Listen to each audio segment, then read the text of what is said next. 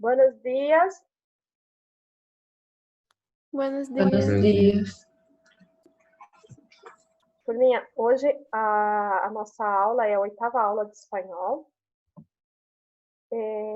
Como nós estamos trabalhando nessa unidade leitura, né? Os tipos de leitura, os tipos de escrita, de discurso, a importância, né, da leitura. Então, eu trouxe aqui, né, apresento aqui para vocês a historietas, né? Quando falamos de historieta, não só no espanhol, como em outros idiomas também, inglês ou português, a Mafaldinha está sempre representada nessas tirinhas, né? Por quê? Porque ela é uma pessoa, a personagem, né? A Mafalda é a personagem do Quino, argentino. Ela é uma pessoa que expressa a opinião dela. Então, assim, é diferente da história que nós temos aqui, né? A gente tem a historinha da Turma da Mônica, que abrange vários assuntos, né? E a Mafaldinha também. Então, a Mafaldinha, só que ela é mais crítica, então, você vê que é mais ácido, né, as críticas dela. Vamos lá. No espanhol, nós usamos o termo comics, tá? Aí, o que é o comic, né? Para que serve? Os comics são as historietas, né? Ou comic, das duas formas estão corretas de você falar. É uma série de dibujos, é uma série de desenhos, né? Que constitui um relato, né? Tem um texto, ela se expressa, tem um meio de comunicação, né? Tem a finalidade de entreter, de informar, de educar. E aí, de onde encontramos, né? Esses comics, essas historietas, né? Em periódico, são jornais, em revistas, internet e abrange vários meios aí. Eu tenho algumas histórias, né? Alguns comics da Mafalda em PDF. Depois eu vou disponibilizar no grupo do WhatsApp para vocês. Quem tiver interesse, baixa e lê. São livrinhos pequenos, de 12, 13 páginas, com esses dibujos dela, né? Com essas tirinhas, né? De conversação. E aí, quais são, né, as características? São vinhetas consecutivas, né? Tem os icônicos, que são os dibujos, tem palavras. Então, geralmente, né, é uma relação com esses dibujos, né? Esses desenhos tem relação com a nossa realidade. Estou falando. Porém, a Mafaldinha ela é mais crítica, tá? E aí, na apostila de vocês, na página 55, a gente vai trabalhar também os tipos de discurso, né? Nós temos o discurso direto, né? E o discurso indireto. O que é o discurso direto? É idêntico ao português, tá? Vocês já aprenderam isso em português, eu acredito que não vai ter muita dúvida. Como que funciona, né? O discurso direto, ele funciona quando queremos transmitir uma informação, uma mensagem, e é utilizado de acordo com a ideia principal do intelector. O discurso, né, direto, ele é fácil de ser identificado. Ele sempre vem, né, com a presença de alguns marcadores. Os marcadores são esses, né? Que eu tenho 2 pontos, né?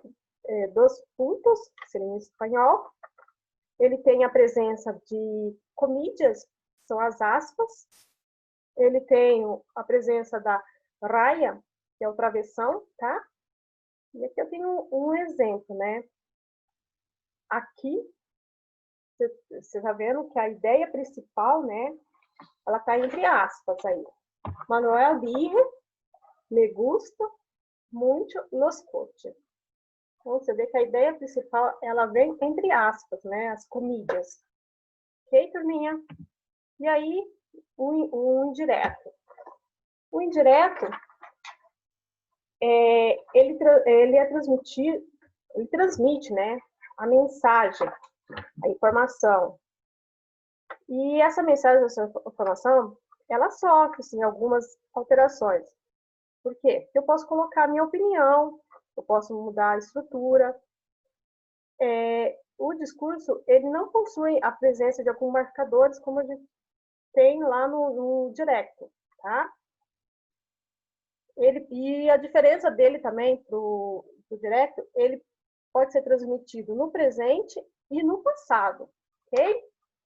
Aqui, olha, você vê a diferença, né? Manuel dijo que los coches les gustaban mucho. Eu tenho aqui, né?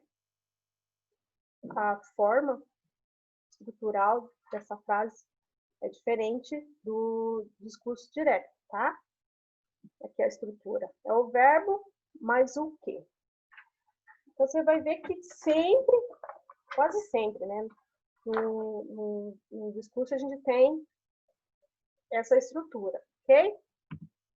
E aqui, alguns discursos direto e indireto, né?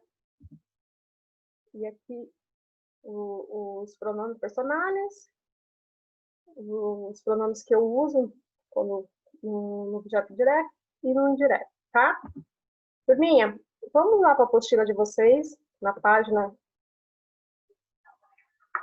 54.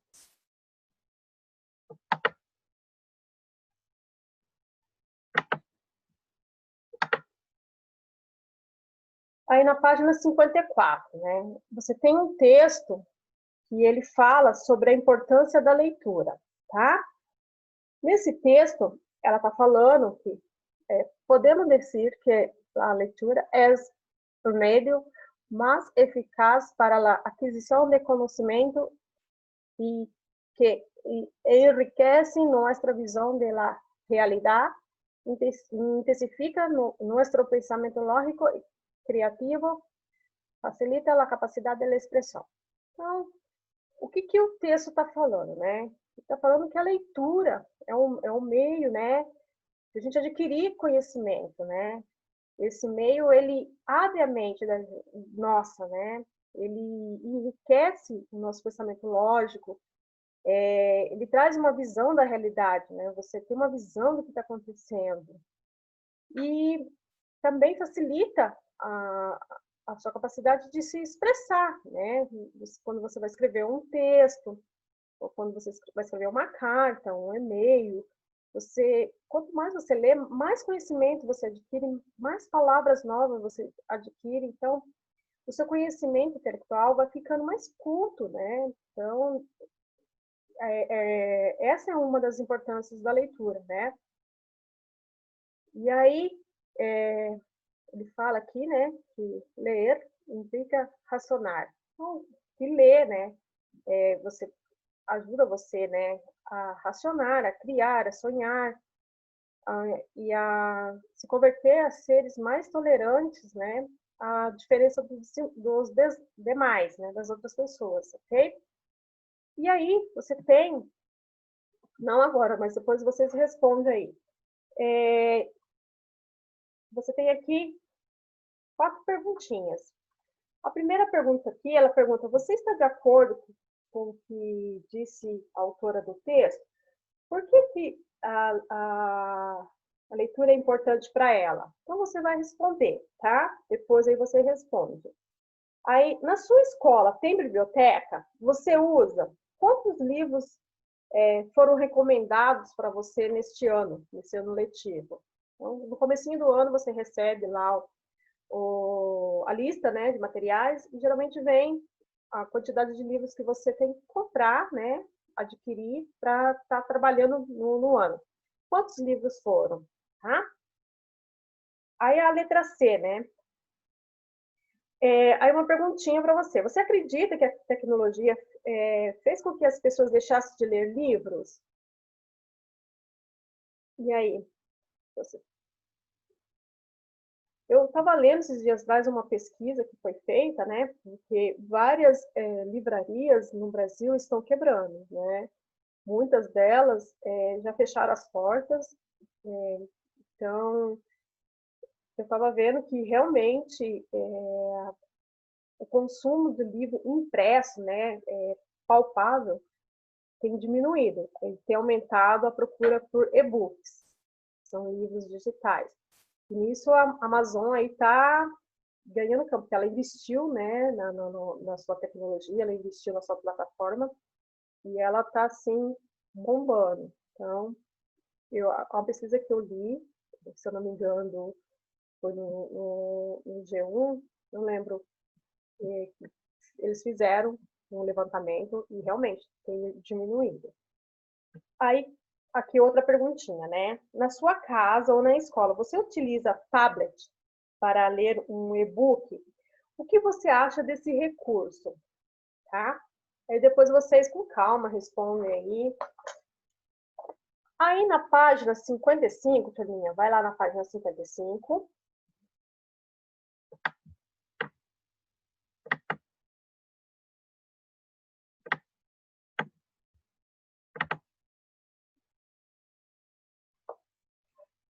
Na página 55, ele traz aqui para vocês, né, a historieta que nós trabalhamos na página 52, tá? Novamente, a historinha lá do Snoopy.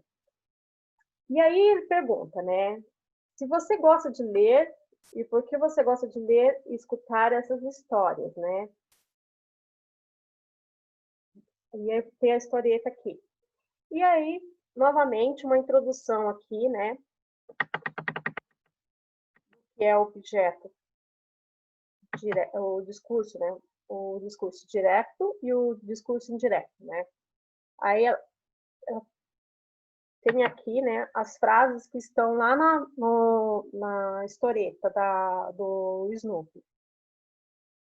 Percebe que aqui, ó, no discurso direto, como já havia falado lá no comecinho da introdução, eu tenho aqui a presença dos 2 pontos, né? E as comídias, né? As aspas. Então, a ideia principal está vindo aqui dentro das aspas, ok? E você vai ver que em todos, né? Tá? E no discurso indireto, eu não tenho a presença das aspas, ok? Porém, eu tenho aqui o que.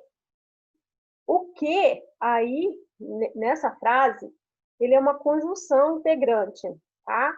E nesse caso de discurso indireto, o que ele não é um pronome relativo, ele é um integrante, né? Ele faz a conjunção, tá? Depois aqui ele pergunta para você que diferença você encontrou entre as duas formas. Então, eu acabei de te falar para vocês quais são as diferenças, depois vocês respondem aí. Turminha, tá tranquilo? Alguma dúvida?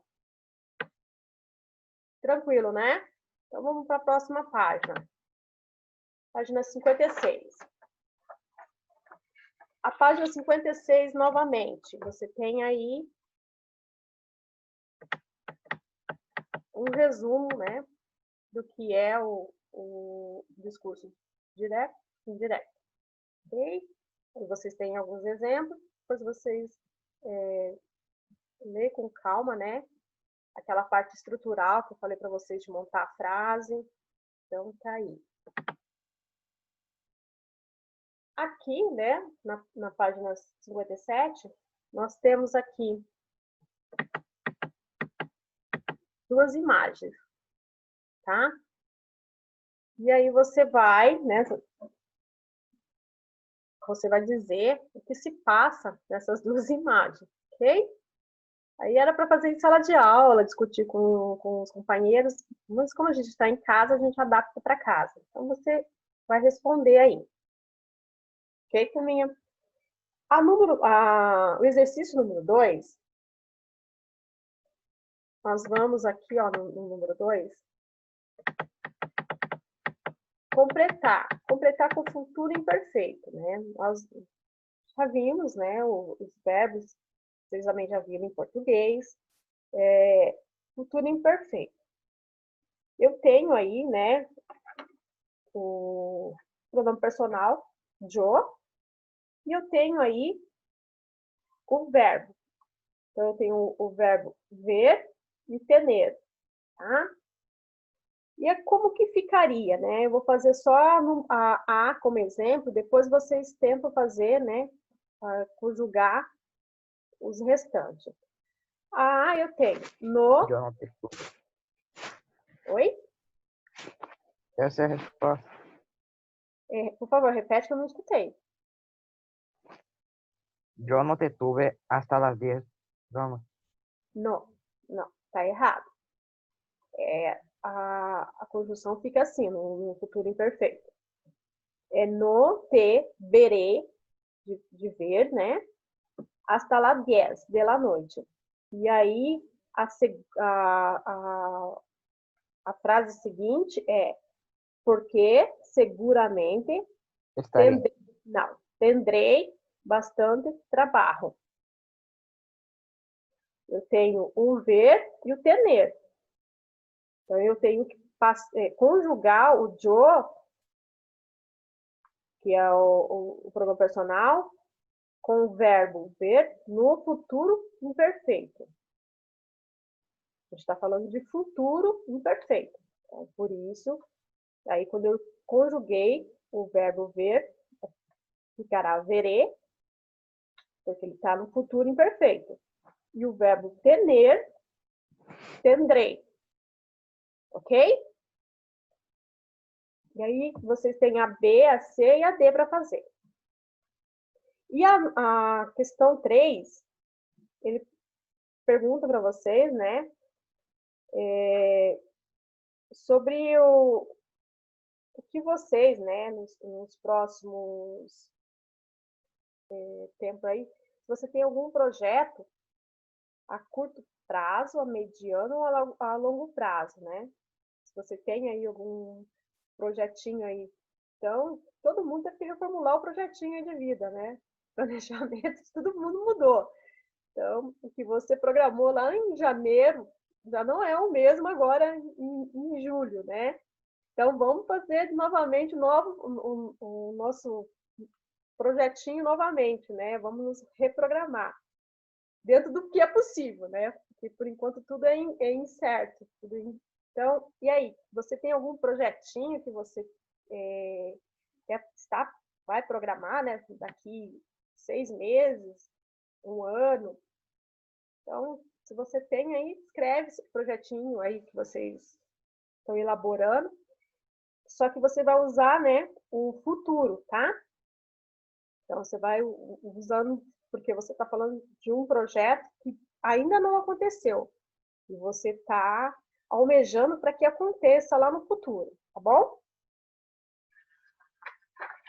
Aí, na página 58, vocês têm aí um teste para saber se vocês são bons leitores ou não.